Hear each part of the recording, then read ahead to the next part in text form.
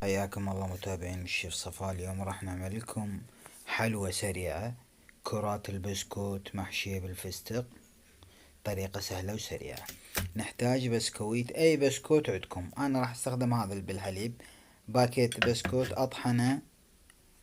بعد ما طحنا اضيف له قدر ملعقتين. طبعا هذا انا نص باكيت، هذا اللي مطحون قدامكم. نص ملعقتين اضيف له حليب محلى، واخلطها اعجنها تكون عندنا عجينة بهذا القوام. اعملها اسويها كرات، احشيها بالفستق نفس ما تشاهدون.